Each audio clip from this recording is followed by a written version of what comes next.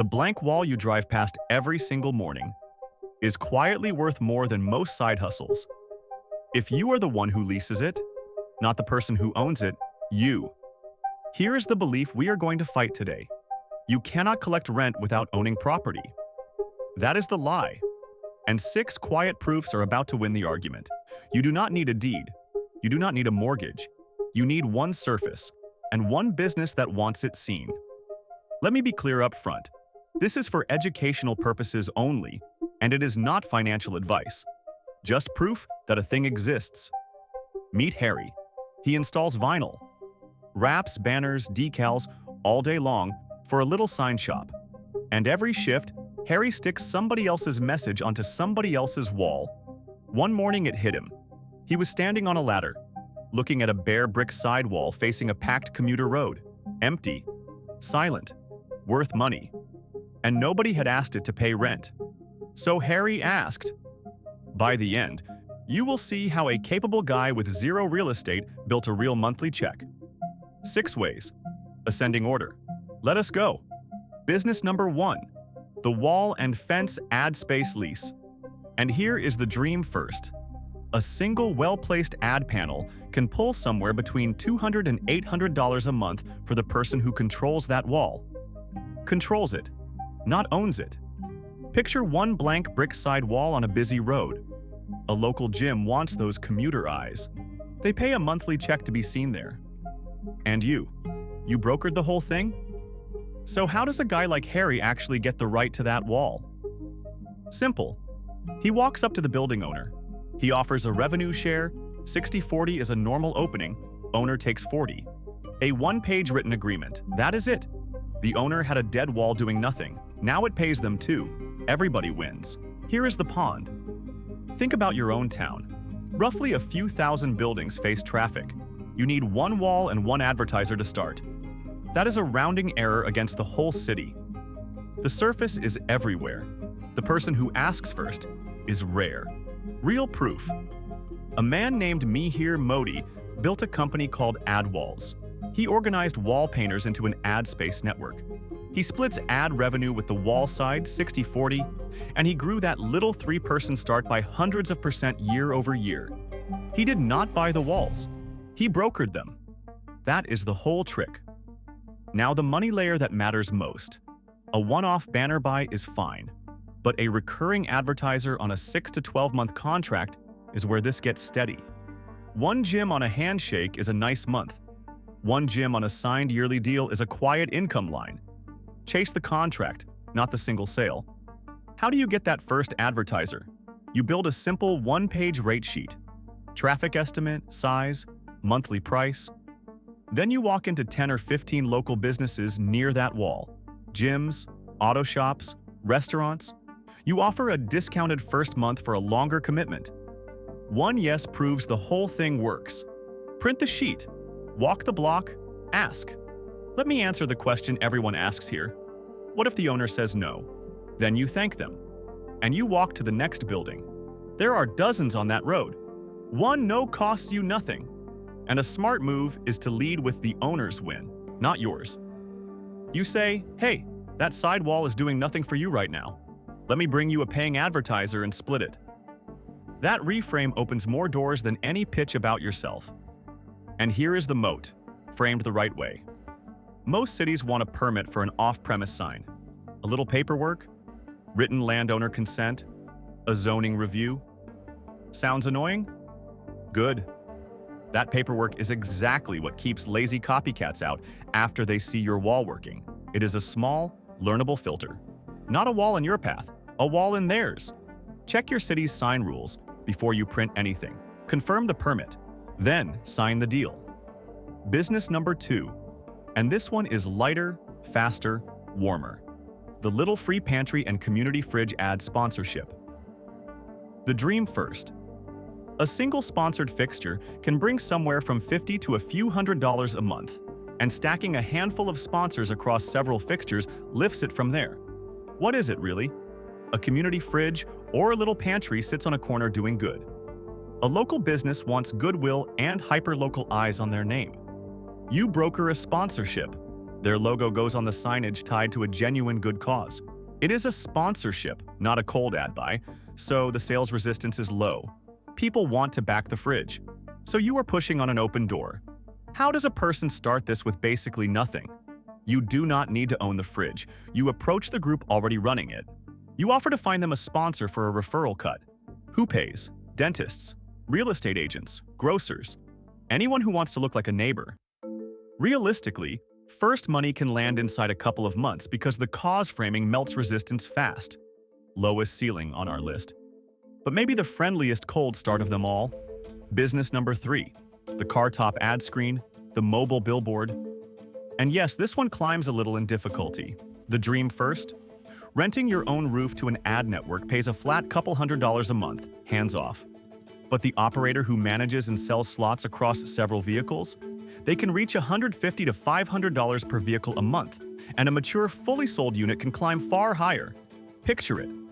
Your car is already driving the same commuter loop every day. Now the roof pays you for the miles you were driving anyway. That is the near-passive version. List your own car with a network. They install the screen or the wrap. Zero cost to you. First money can land within a couple of weeks. Real proof. A company called Firefly puts digital screens on cars. Their documented driver payout sits around $300 a month for a full-time rideshare driver carrying the rooftop screen. That is the network paying the driver a flat fee and keeping the ad sales margin for themselves. Read that twice. The margin they keep is the exact thing a local operator can capture instead. So how does Harry go from renter to operator? He stops just listing his own roof. He recruits a few local drivers. He sells ad slots directly to nearby businesses. Now he keeps the margin the big network used to pocket. The pond here is every commuter car in town and every local shop that wants to be seen. You need a handful of each, not thousands. What does the very first month look like? You list your own car. You get accepted. You get wrapped. That is a flat check for driving your normal route. Nothing extra. Then, month 2 or 3, you approach one local business that wants those miles seen. You show them the route map. You quote a monthly rate. And now one car is earning you the network fee and the local margin at the same time. That stacking is the quiet edge nobody bothers to build. The one thing people get wrong: they chase national networks for pennies and never sell locally. Smart operators flip it. They sell the local gym, the local diner, the local dealer. And the recurring ad buy commitment, 4 to 12 weeks minimum, is where the money steadies out. Sell close to home. Sign the contract. Repeat. Business number 4. And this is the highest single booking ceiling on the whole list. The film location and photo shoot venue play. The dream first. A photogenic space can command anywhere from a few hundred to a few $1,000s for a single shoot day, and hosts who list on the big platforms report real, repeat income from it. What is it? Production companies, ad agencies, and photographers constantly need real rooms to shoot in. A photogenic living room, a quirky garage, a bright kitchen. They have almost no way to find these spaces on their own. So they book them through the big location marketplaces. And here is the part that fits our whole thesis. You do not have to own the room. You can broker access to someone else's photogenic space with their written consent and a revenue split, working purely as the scout who found it. How do you start? You list free, a dozen well-lit photos of the space. That is the whole entry ticket. Who pays? Ad agencies, production crews, independent photographers who rebook monthly. And that monthly rebooker is the gold, because a regular client lifts your average income far more than any single flashy one-off. So chase the repeat booker, not the trophy shoot. How do you get those first bookings? You take the photos in the best light of the day. Late morning is usually kindest.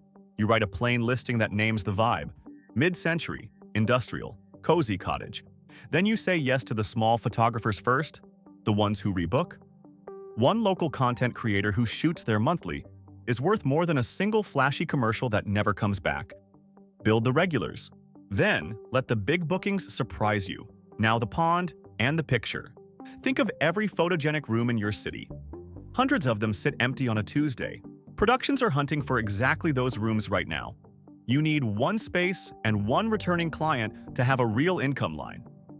That is a whisper of a percent of the rooms around you. And now, the failure beat. Because I promised you the truth, not a fairy tale. Here is where operators actually get burned. A homeowner rents their space for a shoot on a friendly handshake. No written agreement, no photos taken before the crew arrives. And then, a scuffed floor, a moved cabinet, a little bit of damage. Now it is their word against the crew's. It is rare. But when it happens on a handshake, it is a real, avoidable mess. The fix, in the same breath. No paperwork, no production. You photograph and video walk every room before anyone steps in. You require a signed location agreement and proof of insurance naming you first. You do a joint walkthrough the second they wrap. Treat the paperwork as the actual product you sell, not an afterthought to a handshake. That one rule protects every play on this list, and that is the pattern reveal. Every single one of these is the same move. Control a surface, broker the demand, keep the spread. I call it the rented surface spread. You keep the spread on a surface you control but do not own. A wall, a roof, a room, a lot. The deed never has to be yours. The relationship does. Business number 5, the community garden plot rental. Lighter again, and the lowest ceiling here, but almost no downside. The dream first. A single plot rents for a modest yearly fee, and a lot subdivided into a few dozen plots plus a little workshop programming on top turns a dead patch of dirt into a real seasonal income. What is it? People want a spot to garden and have no yard. You secure an underused lot, a church corner, a vacant residential patch, a utility strip. You subdivide it into plots with basic fencing, water, and signage. Then residents rent the plots by the season. This is the one play where your tenant is a regular person, not a business. And neighborhood grants often cover the modest build-out. How does a person start? You get lease or use permission on that idle lot. You mark out the plots. You list them locally. First money lands in about one growing season. The moat here is the land use permission itself. Landowners and towns want liability coverage and a defined plan. And that requirement quietly filters out the casual dabblers who never bother to ask. Business number 6, the best of the whole batch, the seasonal lot lease. And this is the fullest version of everything we just learned. The dream first, and it is the biggest number here. An operator who controls the right lot for a season can clear a spread worth thousands over a single 6 to 10 week run. The land lease income alone on a dark parking lot can run into serious monthly money during the season. Here is the move, and it is beautiful. You do not own the lot. You negotiate a short-term license lighter than a full lease on a piece of dark, unused space. A mall corner, a church lot, a school edge, 6 to 10 weeks. Then you sublease that controlled access to the highest value seasonal user. A pumpkin patch, a Christmas tree seller, a fireworks stand, an overflow parking run. Whoever will pay the most for that season wins the spot. And you keep the spread between what you paid for the right and what they paid to use it. Real proof. A man named Andrew co-runs North Pole Christmas Tree in San Diego. He has worked the same seasonal lot for years. He paid as little as $1,000 in the early days, and later around $3,500 for a city-owned lot. He runs it as a supplemental income line, right alongside a day job in construction. He never owned the ground. He controlled it for the season that mattered. That is the whole game, distilled. How does Harry pull this off? This is where his edge finally pays. He already reads walls and permits all day, so he finds a dark church lot. He negotiates a short seasonal license. A local pumpkin vendor subleases it from him for the fall. Harry banks a clean seasonal spread for about 6 weeks of light oversight. Set it up, check on it, collect. And here is the layer that turns a one-time win into a repeating one. You lock the same lot for next season before this one even ends. A returning tenant. A landowner who already trusts you. Less negotiation, better margin. The first season is the hard one. Every season after that is a phone call. That is why the operators who last do not chase new lots every year. They deepen the ones they already control. The pond here is every dark lot in your town that sits empty most of the year. Malls, churches, schools, vacant build sites. There are more of them than you think, and almost nobody is asking to control one for a season. The overlooked lot is the moat. The one thing people get wrong on seasonal lots? The handshake. Somebody agrees to a sublease with no written terms, skips the local ordinance check, and lines up the tenant too late. So do the opposite. Get the license in writing.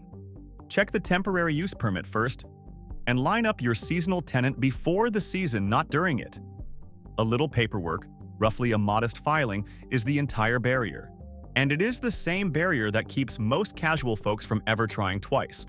So let me hand you the 3 filters that decide if a surface is worth your time. Filter 1. Who controls the right to monetize it? Not who owns it. Who can grant the right? Filter 2. Who would actually pay to use it? A local business? A production? A seasonal seller? Name the payer. Filter 3. Is the spread real? What it costs you to secure the right versus what they will pay you for access. If that gap is real, you have a business. 3 questions. That is the whole engine. And remember Naval Ravikant. In the Almanac of Naval Ravikant, the core idea is to own a piece of something that earns without your time. That is this, exactly. You are not selling your hours. You are controlling a surface that collects while you sleep. The wall does not clock out. The lot does not call in sick. The relationship pays. Here is where Harry landed. 2 wall advertisers, a car top listing, the occasional room booking, 1 seasonal lot locked in with a returning tenant. Blended together, hedged and honest, his controlled surfaces settle somewhere around $3,900 a month by the end of his first year of building. Not a jackpot, not a promise for you, just a real, modest, growing check from space he never owned. Could you get there? Maybe. It depends on your town, your surfaces, and how many you control. Now the enemy one more time. You cannot collect rent without owning property. Watch it lose. 6 proofs. A wall, a fridge, a roof, a room, a plot, a lot. Everyone collected rent on space the operator controlled but did not own. The belief is dead. And the rented surface spread won. So here is your move. Reply with which of the 6 you would start. 1 through 6. Whichever number gets the most replies, I do a full deep dive on it next. And here is your zero-cost action for the next 24 hours. Pick 1 surface you already pass every day. A wall, a roof, a room, a lot. Answer 2 questions. Who controls the right to monetize it? And which local business would pay to use it? That is it. Even if your answer comes back empty, congratulations! You just learned to see rent where you used to see nothing. And that is the whole point.